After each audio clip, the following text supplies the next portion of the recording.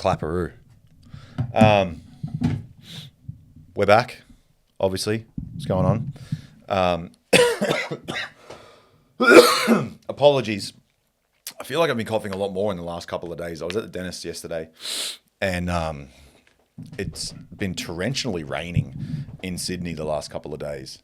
I think it was because I washed my car on Tuesday, and then Wednesday it was just torrential rain. Thursday, rain. Friday, today, beautifully sunny. And so if I had have got my car washed on its normal day, no, it still would have rained on Thursday and fucked me up there. I don't know what it is about washing a car and it being a cosmic rain dance to the universe that just goes, yeah, fucking waste his money, fuck that shit. I had a week 2 weeks ago. 2 weeks ago, we had nothing but sun. And the only thing that was dirty on my car was like a bit of dust. I don't know why it is in Penrith that we get this like dust film.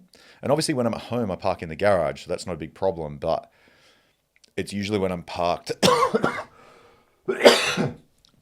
around the gym or wherever I'm getting lunch or anything like that. But that's significantly better than having all the water spots and all the fucking usual shit. But speaking of cars, we've moved gyms. We've got a brand new, beautiful location. And the reason is because the building that we were previously in got bought by the guy who owned the building next door. And he wanted to raise the rent prices to absolutely criminal prices. And for obvious reasons, we moved out. And we're just down the road. And for years, I have been battling with parking inspectors. The biggest problem is that all of the parking around the previous gym was an hour or 2 hours. You were lucky if you could get a 3-hour spot because all of the staff from all of the other businesses would come in earlier than us. Sessions start at 10 a.m. They start at 9 because they work 9 to 5. And so they'd just beat us and there would be no spots left. And obviously the 1-hour spots and 2-hour spots will be vacant more frequently because people are leaving more often. Anyway, so when I heard about where we were moving down the road to the gym, I was really happy because there's 2 places to park that are non-council. They're private. Excuse me, that was a burp and a cough all in one. Oh, I got saliva down my throat. Apologies, I know this sounds fucking horrible when you listen to it. But anyway, you could be listening to much worse material, like Call It Daddy podcast, whatever the fuck that bullshit is. Anyway, let's not divert from the story too much. And so knowing that private car parks can fine you, but it's literally only fear-based. If you get a fine from a private company, don't pay it, ever, under any circumstances. Because they can't escalate it to where it impacts you past like adding money to the fine. And I think that is fucking hilarious because they fine you and parking inspectors are just shit. And you know they take personal satisfaction in like, yeah, I'm going to get him. I'm like part of the law. I'm part of the team that's keeping the streets safe. Like you fucking not. You're a glorified security guard with a fucking ticket machine. And so I just throw the fines in the bin. And I make sure that they go in the bin, not on the floor. Because littering is scumbag behavior. Even the other day I was walking into training. And I usually have, or recently I've been having some fruit before training. Kiwis, bananas, all assorted different types of fruits. It's great because it doesn't sit in your digestive tract too heavily, but it gives you a little bit of energy to perform in the training session. Anyway, so I had my banana peel and I threw it in the bin, but then it hit the edge and then bounced off. And I was like, motherfucker. So I leant down, picked it up, chucked it in the bin. And one of the students from our gym watched me do that. And they were like, oh, that's fucking mad brownie points. Most people would just leave that there. And I was like, yeah, but, you know, I live in a society where I would like it to look like a nice place. And I would like to think that more people attempting to uphold that would make it a constant rather than rather than allowing people to just litter and spread shit all over the place and tolerate that. I don't think that's a tolerable thing. I really don't think so. Like if you see someone littering and you don't pick them up on it, that's on you. It's on them because they're littering, obviously. But tell them to pull their fucking head in, because it's really not that difficult. The amount of public bins that are everywhere, all across Sydney, at least where I live, all across Sydney. The only place I found it really difficult to uphold this value was Japan. The reason is because Japan had a bin bombing incident at some period in their history. I forget when it was particularly. But these groups were going around and just blowing bins up. I think it was like a terrorist plot or something like that. And their government just went, all right, motherfuckers, no more bins. And I was like, okay, well, yeah, kind of understandable. A little bit extreme. But anyway, yeah, I think you should uphold a certain standard, whether you think somebody's looking at you or not, whether you think you will be seen or not. And this is excuse me. This was a dilemma that I used to pose to personal training clients. And I said, okay, your current issue isn't that you are eating shit food.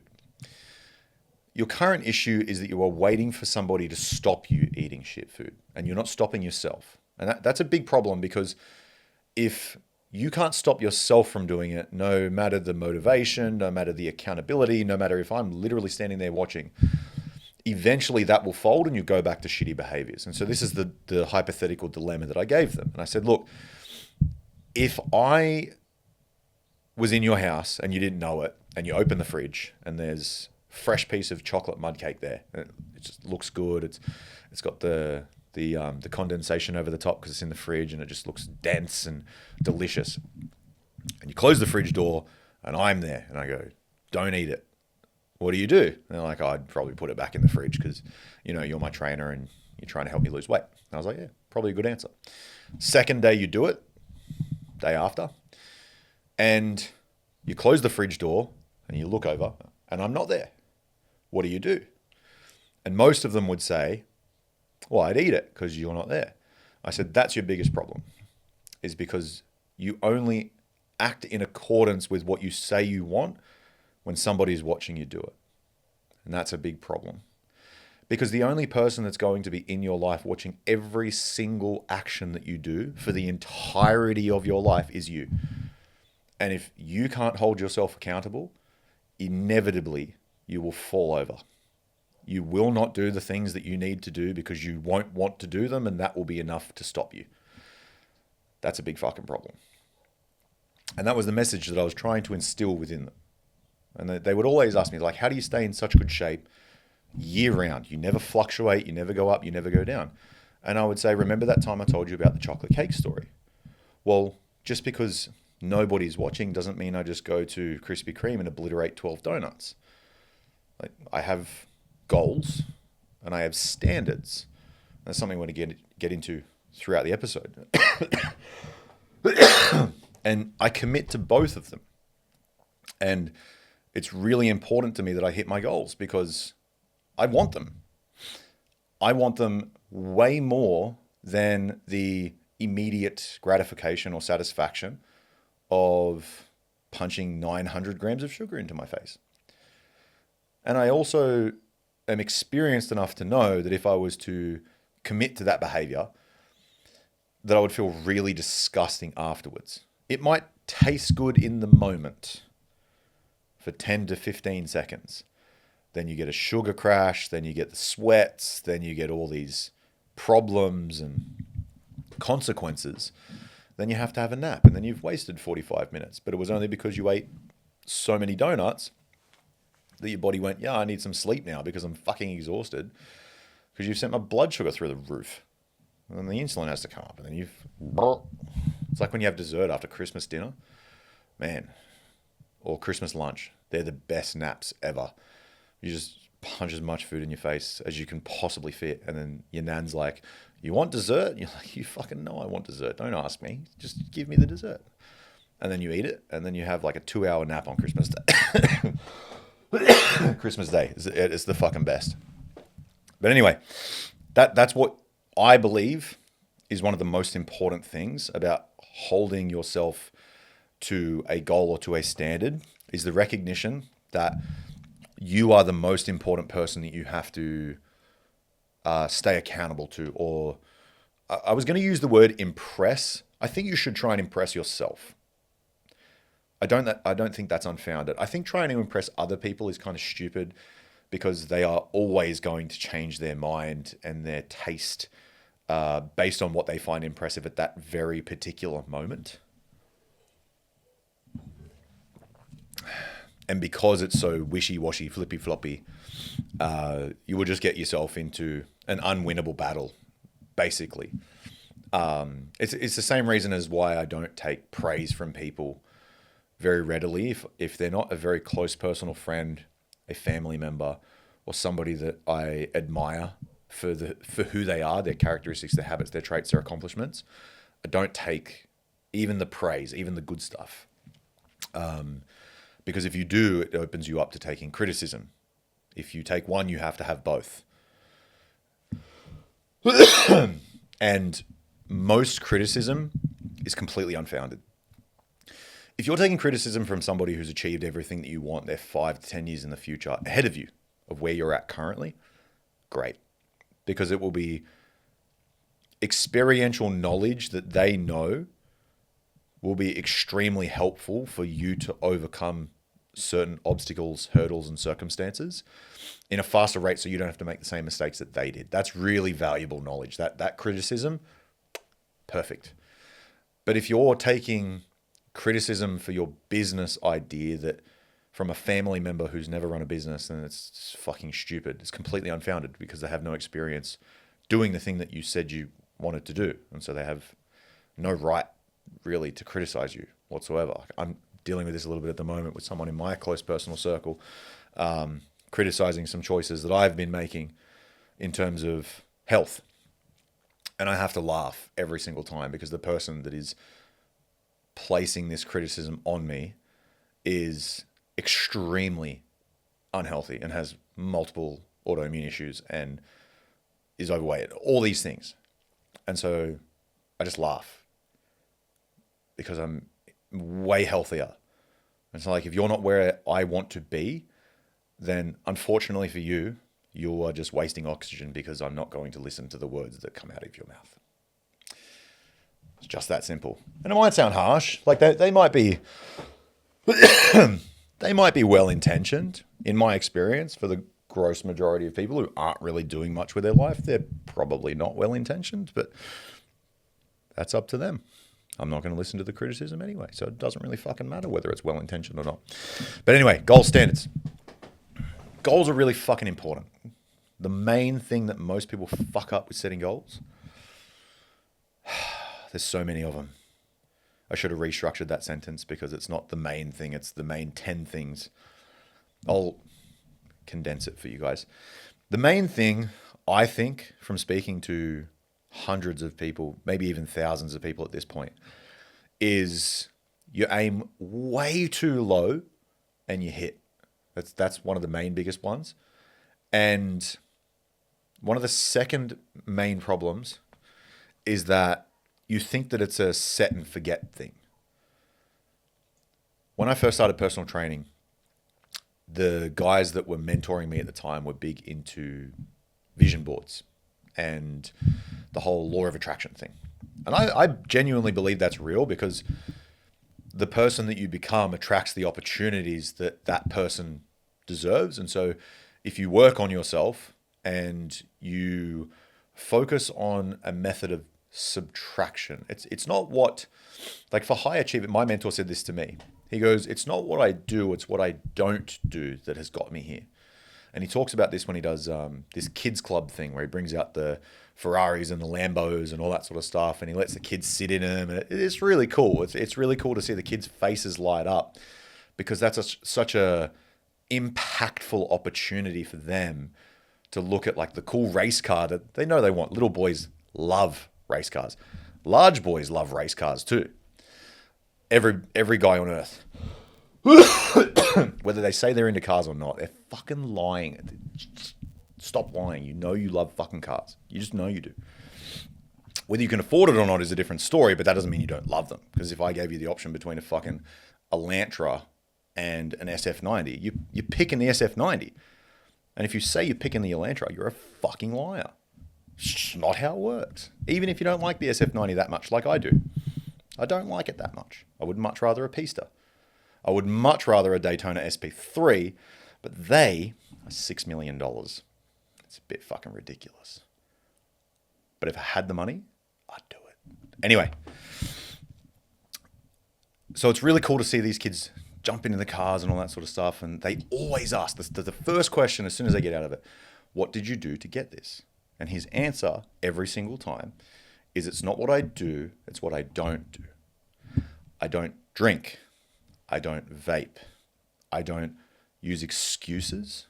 I don't hang around people who whinge and bitch and moan and complain. I don't allow my emotions to get the better of me and get frustrated in situations where that is not going to be helpful to find the solution. I communicate properly, and he goes through this whole list of things, of the things that he doesn't do that would restrict him from getting there. And I think that's really a cool way to think about it in terms of subtraction rather than addition. People think they're always missing something. People, when they use the excuse of, I just don't have the time. You do have the time. You currently don't have the priorities. Everybody gets the same 24 hours per day. Everybody on earth. And yet some people make a shitload of money at the end and some people don't. And some people make a shitload of progress in their chosen endeavor and some people don't. Some people sit and watch 10 or 11 hours of Netflix and some people don't. Some people spend 10 hours writing, some people don't.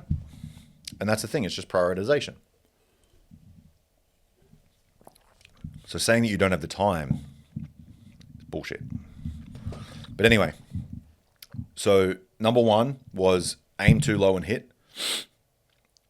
Number two was set and forget. And then they just assume that it's going to happen. And when I was doing the vision board stuff, the PT stuff, I had sticky notes for each of the slots of time that I was going to work in the gym. And then I had what I was going to charge next to a blank spot for a name. And then every time I would get a client, I'd write their name in there at the time that I was meant to meet them. And I'd write the price next to them. And then I'd be able to visually see it. But in my immaturity, without recognizing that it isn't a set and forget process, I would kind of just like look at that and think that I was done. It wasn't look at that and then devise a strategy to be able to follow to fill that up. I thought just having it there would mean that it would fill up organically. And that is absolutely not the case. If you've ever run a business or if you've ever tried to get one off the ground, you know that it's a lot more difficult than that. It takes a lot more consistent effort in moving in one direction. So aim too low and hit, and then set and forget.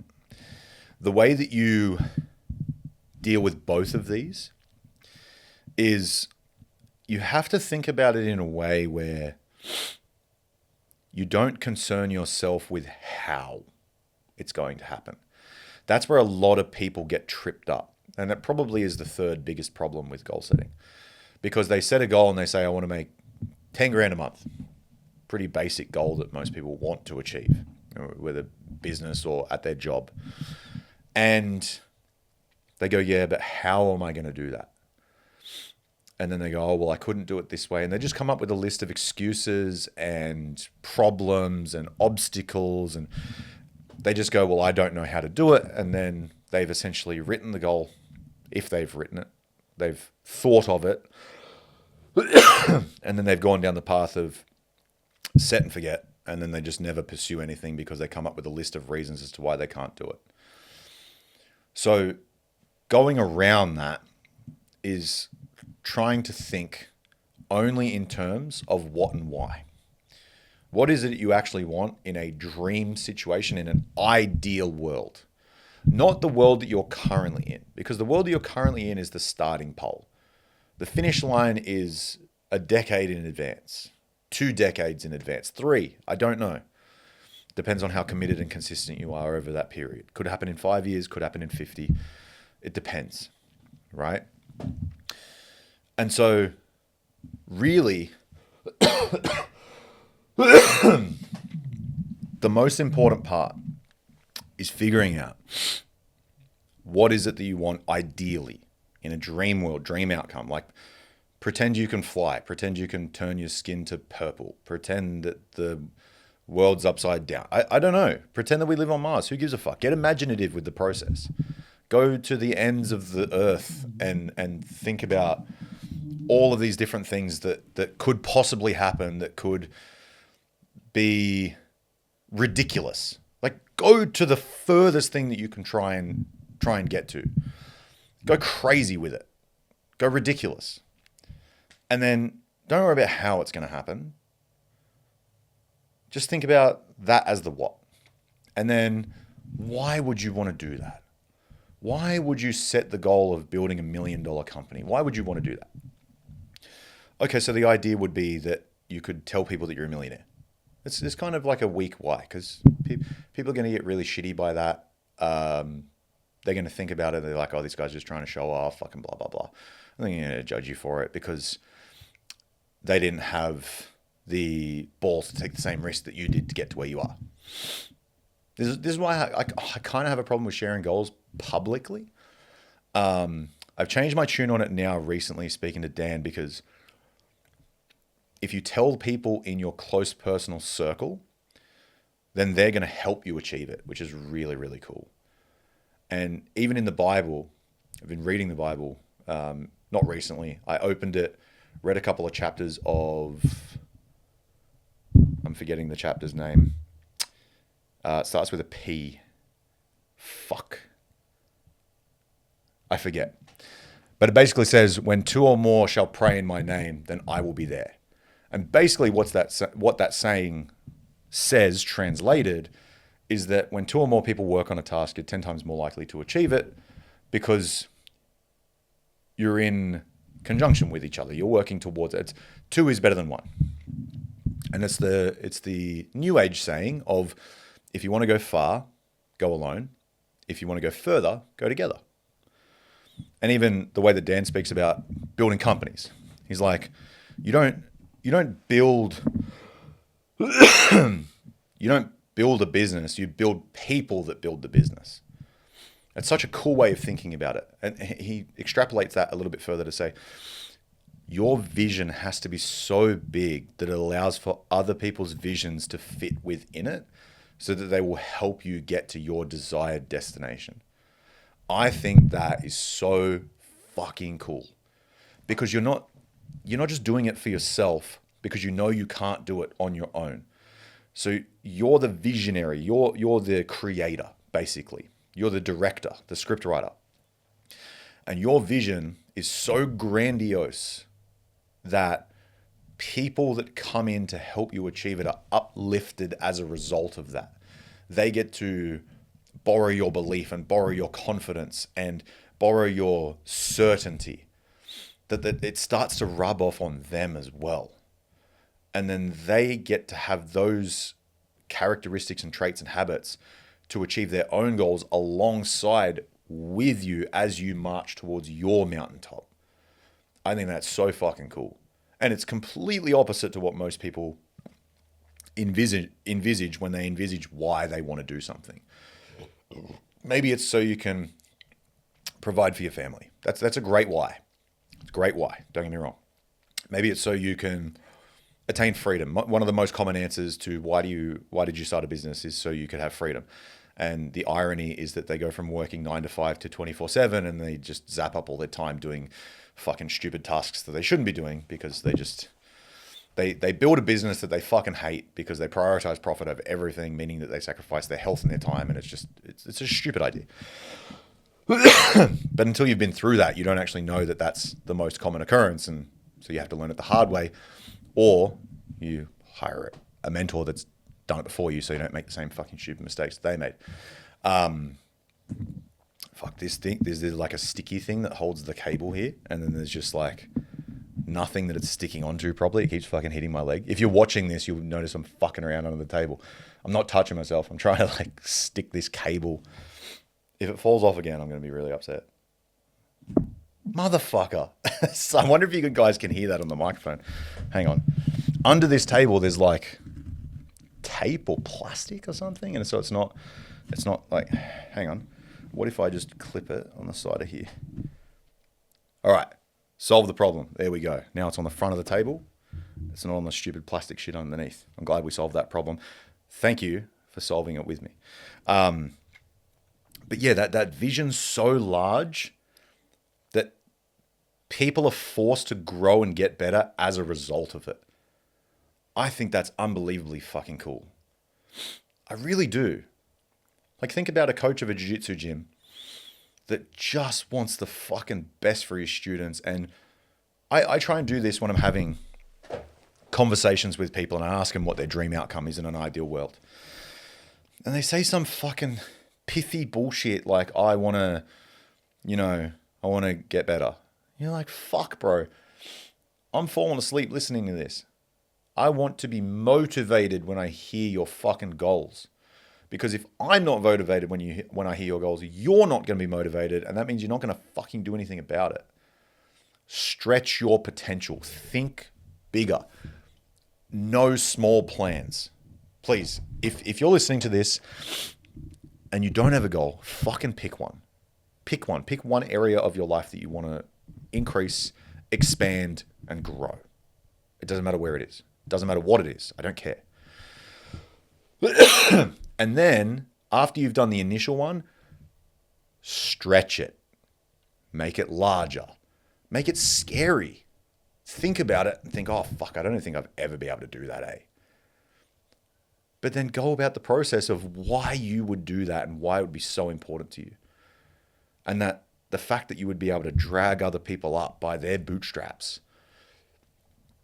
to empower them to think the same way, so that they could go into their personal circle and be able to deliver the same value that you're delivering to them via like the borrowing of belief and the shared confidence that you would be able to deliver to them. Like most of coaching, really, if you take the technique stuff out of it, most of coaching is dealing with mindset and taking away the mysticism, because every field has mysticism. Like day trading, for instance. I used to do day trading coaching with a really good mate of mine, Matt St. George. And the mysticism around day trading is that you can become a multi-squillionaire in 6 weeks. You can't. It's bullshit. Unless you sell trading courses pretending like you've done that, because then you can make shitloads of money and buy fucking Koenig's eggs and drive them around and whatever. Excuse me. The mysticism in jiu-jitsu is that it's random and chaotic and there's no simplified and standardized approach that you can follow to guarantee results. That's the mysticism, because that's how most people do it. But there is a standardized and simple method to follow. I've built one. I know that it exists because I use it every day with hundreds of students, and they get fucking far better results than when they weren't using it. That's as simple as it gets. And so dealing with the mysticism of it is one of the big parts. Excuse me. The coughing fucking ruins my train of thought too. I apologize for you guys having to listen to it. Hopefully that the directionality of the microphone is sort of not picking up too much on that side. Where were we? We were talking about whys. And the way that you deal with that mysticism is by borrowing the confidence of the individual. That's why coaching is so important. So dealing with bullshit and the mindset of how you approach it, but allowing your pupil, student, client, whoever you want to call them, to borrow your confidence in that they can achieve more than they think they can. And initially they might not believe you. They might just be like, yeah, he's trying to gas me up, or, he's just trying to be nice. Some coaches are like that. I will rescind the label of coach for them. They are adult daycare workers, basically. They're just providing entertainment. They're not really providing something that would justify the label of coach. Because I think personally, especially within the field of jiu-jitsu, it's less about the technique and it's more about building them up as an individual. I really think that's it. Because when you have a student that's coming in that's consistent 2 times a day, every day, and they're fucking phenomenal at what they do, and then they have a bad day and you notice it, but you don't say anything, you don't check in with them, you don't say to them, hey, like, is everything okay? Usually you're cracking jokes and making fun, and today you just seem a little bit off. And trying to find what's going on because you actually really care about their personal life. Because the athlete and the person are the same person. Some people don't connect those two things. They think that the athlete is a robot and they just do what they need to do and it's all ones and zeros and there's no feelings involved or anything like that. And we're human.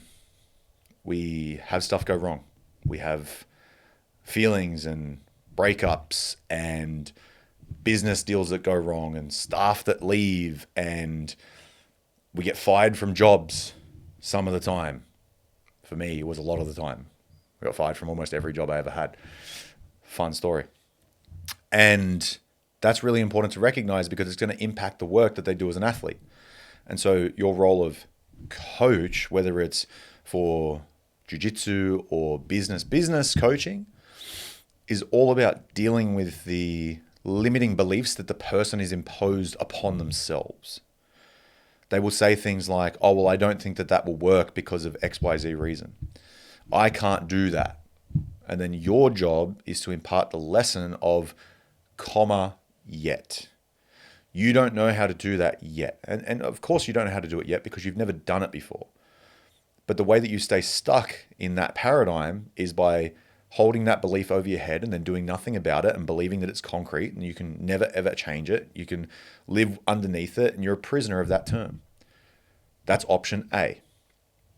Option B is you add the suffix of yet and then you go about attempting to try and do it, knowing that you're probably going to make mistakes, knowing that it's probably not going to be a one-shot kill, knowing that you may have to eat some shit on the way.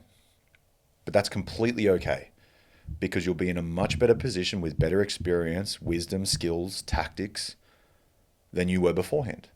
That's my idea of like good coaching.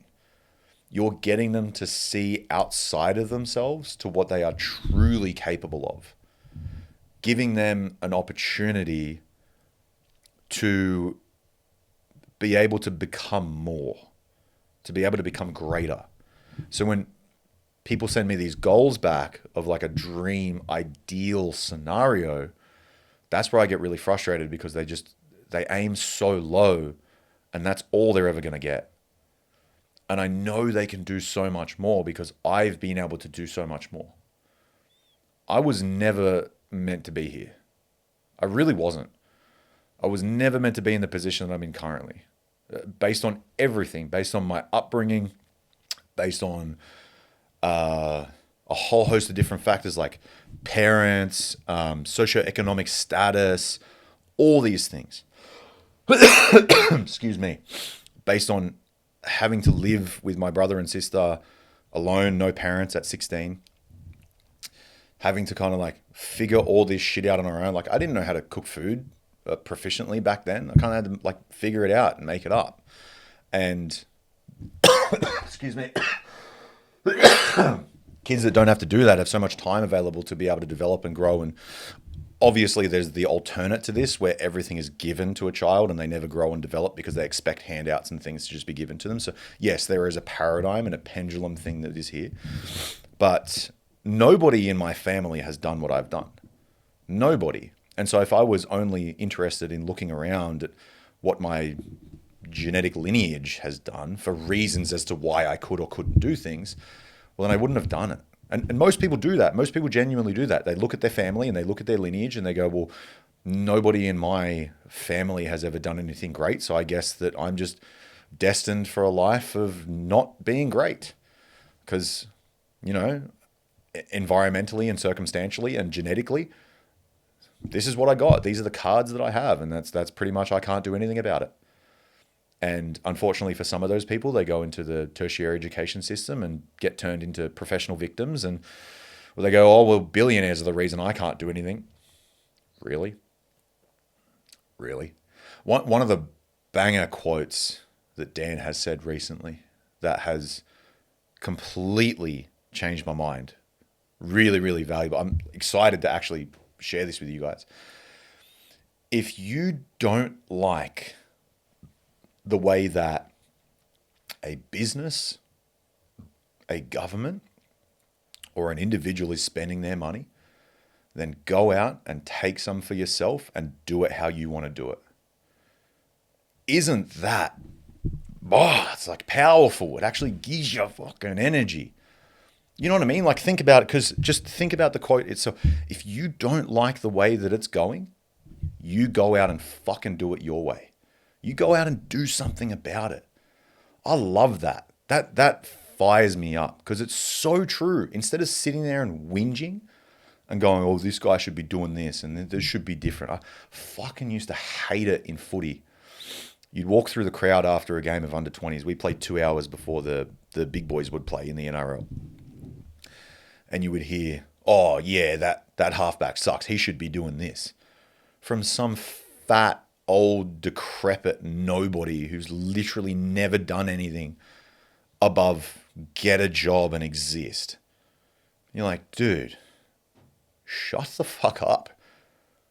Seriously, shut up. You have no right to be telling a fucking professional athlete who gets paid to do what he does how he should be doing things, because you've just never done it.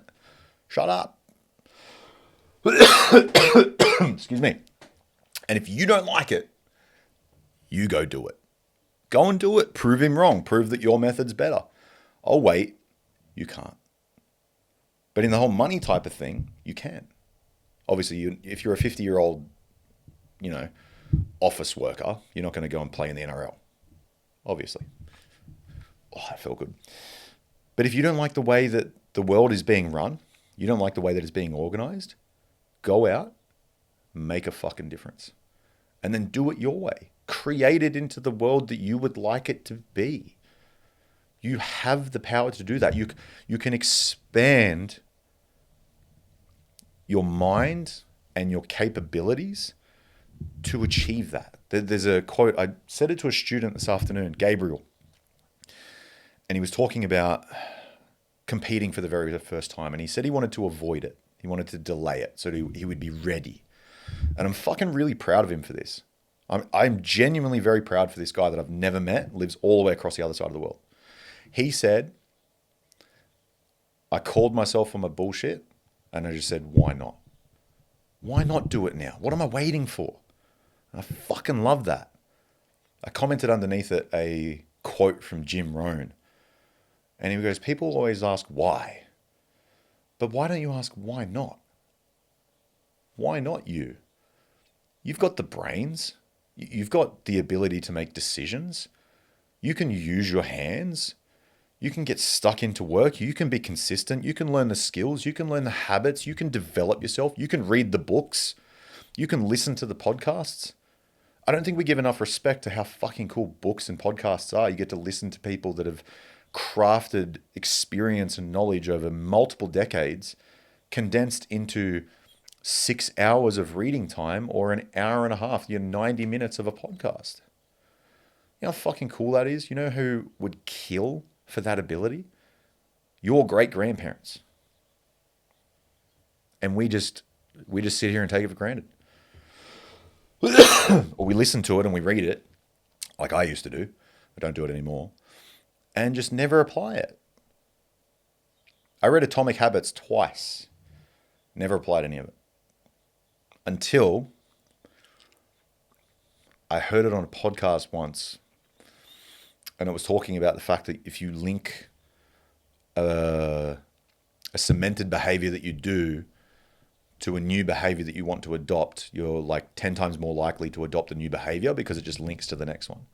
And the easiest example of that, Hormozy talks about it, and I used to use it with my clients, is that if you have nighttime supplements, put them next to the toothbrush. So you pair brushing teeth, which you're already doing anyway, with the new habit of taking the supplements. And then if you have a coffee machine downstairs in the morning, put the daytime supplements next to that, or put it next to the cereal bowl, or put it next to the milk in the fridge, or whatever you're already doing in the morning, to be able to make sure that it sticks. And so I did this recently. I've adopted new standards, which we're going to get to. I've adopted new standards that I commit to every day, that it would make it highly unrealistic that I don't get to my goal. Because I have devised a plan of my best understanding of what would make it inevitable that I achieve what I want if I just commit to these specific targets every day without fail. Just pure consistency, 100% all day, every day. And I am really good at that. I don't know how I built it. It took me a very long time to come to that understanding, and I've been doing it for the last 5 years, and I'm very, very fucking good at setting it and then just going after it. I think the first time that I did it, I was 13, and I decided that I wanted to start eating healthier. And so I just cut a lot of shit out, just never went back to it. I cut a lot of shit food out, just never went back. And then I quit excuse me. Then I quit soft drink for like 8.5 years. And I think I started when I was like 15. I just stopped drinking it. And then that was it. And then at 19, I quit drinking alcohol. And it's been 9 years. And 3 years ago, quit masturbating. Don't do it anymore. Just cold turkey, dry, never gone back once. And it is somewhat of a superpower. And I think the reason I'm trying to like explain it is how I've understood it experientially, because a lot of people struggle with this. A lot of people go back and they have self-sabotaging behaviors. And I really think it comes down to holding yourself to a standard and knowing that you can expand and grow into a better person. And the fact that these are the things that you don't do to elevate, like what Dan's talking about. It's not the things that I do, it's the things that I don't do. And for me, all of those things were just destructive behaviors. And you know which ones are destructive because you do it and you feel shit afterwards. You have things in your calendar and tasks that you commit to that you know make you feel shit afterwards, and you just still do them anyway. Like on a Sunday afternoon, you sit and watch 6 hours of Netflix and you know that you're going to feel shit at the end of it. You just do it anyway. Instead of playing with the kids or going for a walk or going for a drive, going to the beach, debriefing about the week with your missus, or planning ahead for the week, doing meal prep, something productive, something, excuse me, something that you know is going to be a net benefit and net positive for your life, and yet you just don't do it. And I think genuinely it literally is. Genuinely, it literally is. Genuinely, it's just about the commitment to your word to yourself. And if you can't have that, you never go anywhere. If you can't commit to your own word to yourself, good luck. Because I know when I tell myself I'm going to do something, I do it. It's not a matter of whether I feel like it or not, or whether I want to. It's just I do it. And these are the standards that I'm talking about. And so you reverse engineer this process and you think about the goal that you want to achieve. And then what would I need to do on a daily basis to be able to guarantee that I get there? And then it becomes about the standardized procedure instead of the goal. Like you don't do the set and forget thing. You think about, let's say a weight loss example, for instance. You want to lose 30 pounds and you want to do it over the next year so it's sustainable and you keep it off. And so committing to a certain calorie target and committing to a certain protein target and committing to a certain exercise routine every single day. 45 minutes of exercise every single day, doesn't matter what it is, whether it's going for a walk, going for a bike ride, going to the gym, lifting weights, excuse me, going to a jiu-jitsu class. It doesn't matter what it is. Just commit 45 minutes every single day, no matter what. And if you get injured or you go on a work trip, there's other things that you can do. You look at Conor McGregor when he blows his knee out, he's in the brace from the knee surgery on the ski erg, just ripping reps at the upper body. If your knee's busted, your upper body still works. If your shoulder's busted, your lower body still works. You can still do bike, you can still do leg press, you can still do a whole bunch of shit. You can still squat with body weight. If your knees hurt, you can still do push-ups. There's a whole bunch of stuff that you can do. And I think committing to that standard, not only does it make the goal inevitable, it also gives you so much confidence. Because if you can say that you're going to do something and then follow through with it, that's worth so much more than the goal. It is. It's worth so much more than the goal. Let's say you want to make a certain amount of money and you're going to reward yourself at the end of the year, and you got 30 grand left over from the profit of your business, and you want to buy a Rolex because you just, it's a crowning achievement.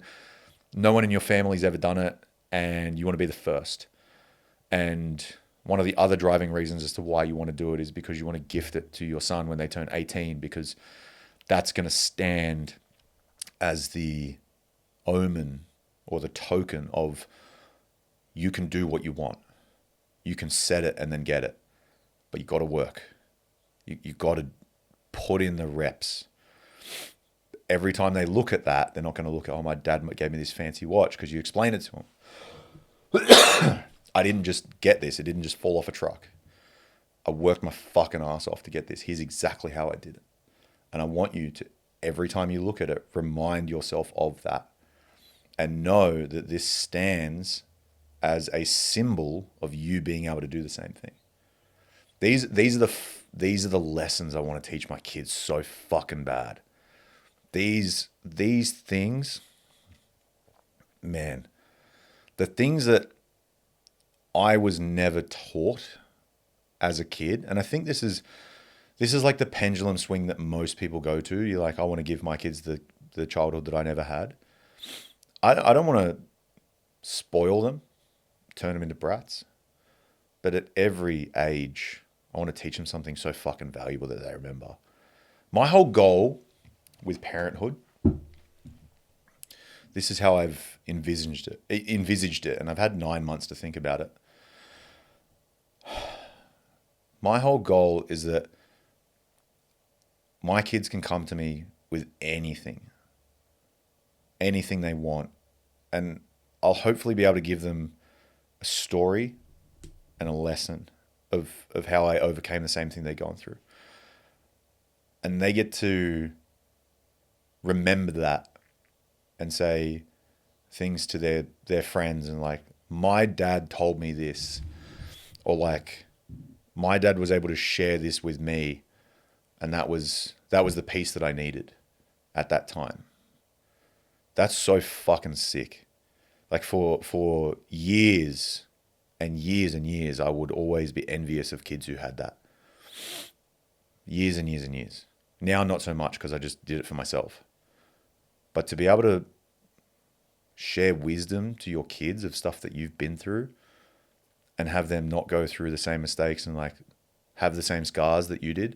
Obviously, they're still going to make mistakes and they're still going to make errors and all that sort of stuff. But being able to have your kids like confide in you, to be able to ask you a deep question, and then have them take on that knowledge and that wisdom and then apply it and then reap the benefits from it. Fuck, man, so cool.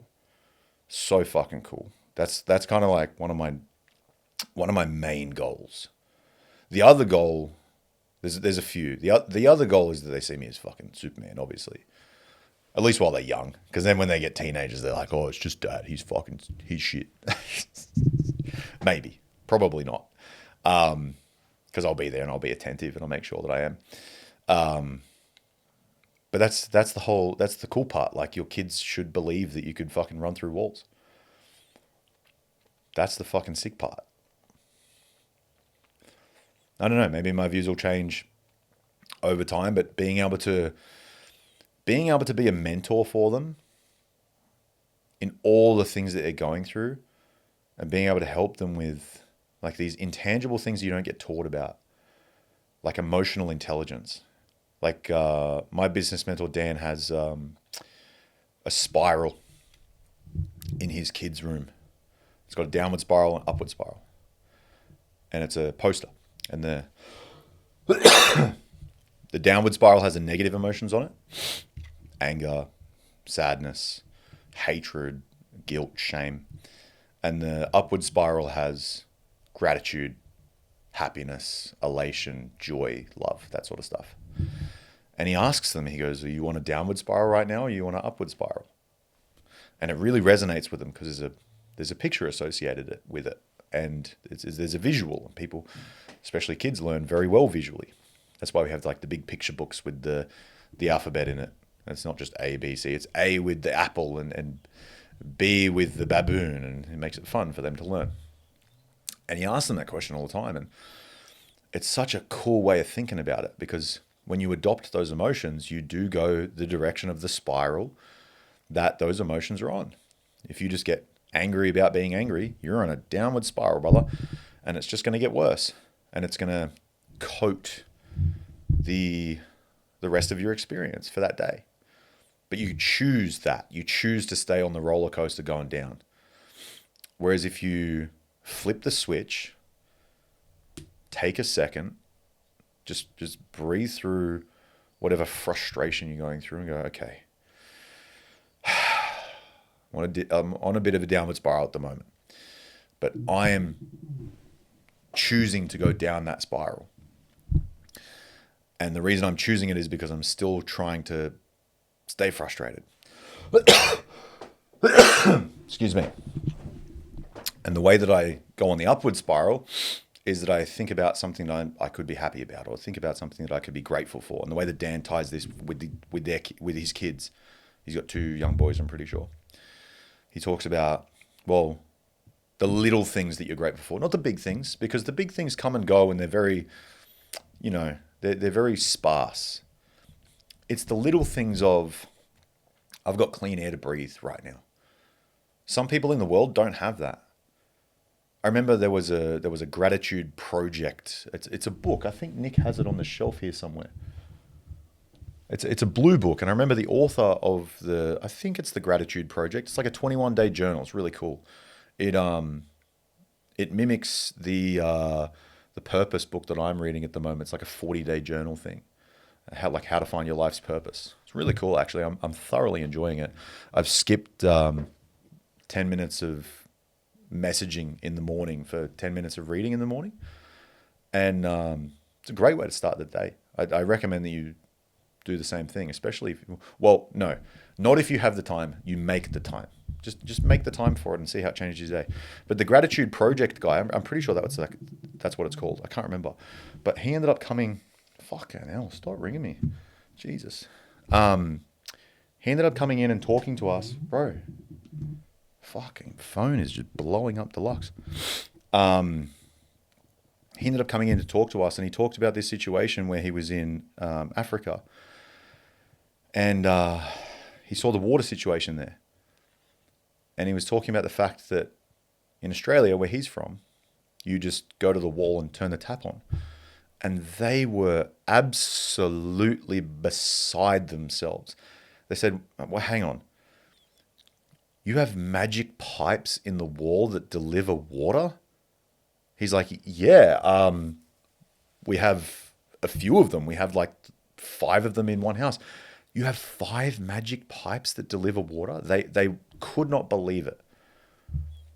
And he told us this story about him coming away from that day being heartbroken for those kids, but also so grateful for something that exists that we literally take for granted every single day. Like the fact that we have a roof over our heads, or the fact that we were born in a first world country that allows us to succeed, or even allows us the choice to succeed, because we have a lot of barriers that aren't there for those kids. A lot of those kids die young. because they don't have the treatment necessary and they don't have the education necessary to keep them alive. And that, for me personally, there has to be a certain amount of gratitude for the blessing, right? And I was talking to a mate of mine yesterday. He's a ethnic Palestinian. Fucking great kid. I've only met him a couple of times. I met him at the gym. And I met him in a Macca's car park once, I remember. He'll never listen to this, but yeah, he's a cool guy. Really cool guy. And we align on our values a lot. And that's why we get along quite well, even though we've only met each other a couple of times. We speak like semi-regularly. And I was talking about the big media storm that's been going around in the last week, the last 24 to 48 hours, with a specific thing that happened where a guy got popped. You know what I'm talking about. I don't want to talk about it on YouTube. You'd fucking get taken down. And the fact that people just at each other's throats for whether it's good or not, whether the reasoning is sufficient or anything like that. And he posted a pretty assertive story about the fact that in his country right now, they're just getting fucking decimated, and it's not making national news in every country every day. And as soon as it's on the other foot, then it's all over everything. And I said, man, I told him the story about Dan, and I said, if you don't like how it's being done, go get it. Go do it your own way. And I said, man, one of my grand visions from like my 25-year thing is to be able to impact situations like this my way. Like whatever project I feel that I could be a huge help for, based on resources, time, and experience, whether that be for jiu-jitsu specifically or underprivileged kids or anything like that. I'm starting to think about that a lot more. Obviously, becoming a dad is making you think about things like that. Like, my kid is going to have a fucking beautiful life. And it's because of the fruits of my labor. And so if I can impact more kids and deliver more beautiful lives to underprivileged kids, then that will also be the fruits of my labor. But that will be a vision so grand that I can draw people within it and allow them to motivate themselves in the pursuit of that dream also. Because I know a lot of people feel the exact same way. My friend that I was talking to yesterday feels the exact same way. And he said, yeah, but we're not really able to do anything yet. And I said, that's the most important part of that sentence, comma, yet. We're on the way. Like, he's doing business stuff. I think he does those like resin garage floors. They look sick. They're so cool. I've got one in my house. They're mad. And he's trying to make as much money as possible so that he can have the success story, obviously. But when that wears thin, and it does, you switch to impact. And I think that's something that Dan has been influential for me in the last couple of weeks. Like, his whole mission statement is no young man should go without a mentor and end up in the same predicament that he ended up in when he was a young kid because he didn't have a mentor. I really excuse me. I really resonate with that a lot. I needed who I am today when I was 14. Didn't have it, had to build it. And I know a lot of people who didn't take the role and responsibility of building it and have suffered greatly because of it.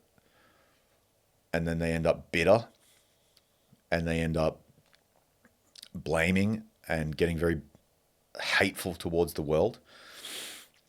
And they just shell up and they close themselves off and they don't look for any opportunity to grow and become more of who they are, because they just get very, they get begrudged with the world. And I think it's a horrible place. And it isn't. I fucking know that it isn't. And I know you can make it into whatever you want. And it's just a decision. It's just a choice. It doesn't matter what you've been through, because there are so many fucking people who've been through so much shit and still made it out the other side. And it just comes to a choice. And yeah, for fucking some people, it's going to be a lot harder. It is. But think of the story. Think about the vision. Think about how much cooler it's going to be coming from so far behind to come back and win. Like, we love those stories. We love listening to those stories. Like when in the Super Bowl, Tom Brady was down 28-3, and they come all the way back. What a story. Sick. It's one of the only Super Bowls that I remember, because I don't really watch a sport, but I remember the comeback story, like all the way from a biggest deficit that's ever been overcome in a Super Bowl game. Sick. And they could have just quit. They could have just like, we made it to the Super Bowl. Coming second is okay, and like we can accept that. Nah. Tom Brady said, "No, thank you, motherfucker. I'm gonna fucking win this game, and you guys are coming with me." And he was the creator of that image, that dream vision, and then everybody else was able to be housed within that. It's a fucking cool story, really cool story, and I think anybody can turn it around. Anyone, no matter what position you're in, no matter where you think you're down and out, you're not. You're not. That's why I continue to talk about this sort of stuff, because it fucking fires me up. And I think listening to this, although it'll help you like change the way you think about things, you got to apply it. You got to go do something about it. But listening to this sort of stuff is the first step, and that hopefully it motivates you and inspires you to create something and become more and go after something. You're not just a product of your circumstances. You're not just a product of your environment or your genetics or your heritage. You're not. You don't have to fit the mold that society tells you to. You can do it all. And even if you set some fucking disgusting, grandiose goal of becoming a billionaire, and you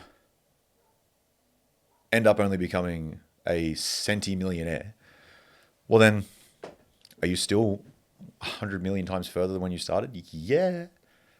Will you be upset by that? No.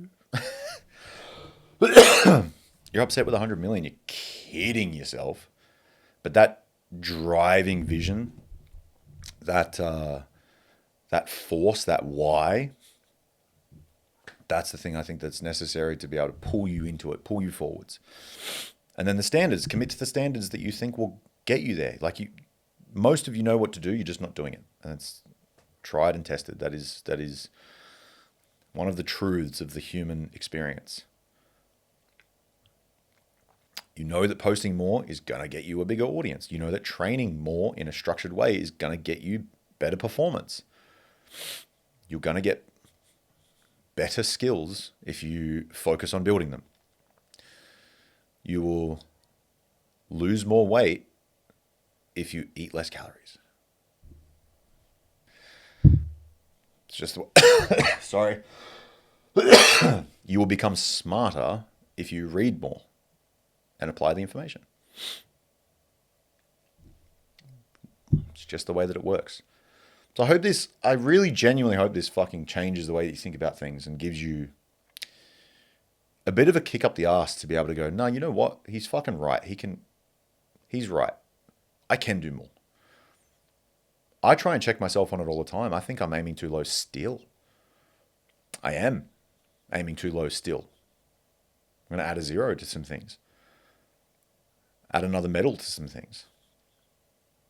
Because I think we have this tendency to just revert back to what we think is realistic.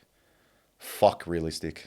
Nobody ever achieved anything great concerned with what realistic was. People that are concerned with realistic are average. Don't even consider it. Don't even concern yourselves. That's the programming that those that be want to keep you stuck. Excuse me. Certain things that are put in place to keep you as a little worker drone. You don't have to be if you don't want to. You really don't. You might believe it now, but trust me, beliefs can change.